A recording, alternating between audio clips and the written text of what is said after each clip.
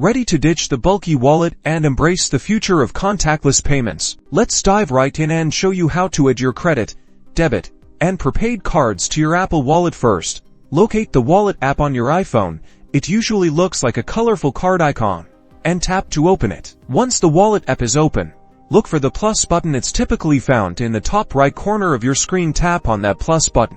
You'll be presented with a screen asking what type of card you want to add. Select debit or credit card. Now, you have two options. You can either use your iPhone's camera to scan your card, position the card within the frame, and let your iPhone automatically capture the card details. Or, if you prefer, tap enter card details manually to manually input your card number, expiration date, and security code, or CVV. After your card information is entered, you'll need to agree to the terms and conditions. Read through them carefully, and then tap agree to proceed. Depending on your bank or card issuer, you might need to verify your card. This usually involves receiving a verification code via text message or email. Follow the on-screen instructions to complete the verification process. And for Apple Watch users, adding a card is just as easy.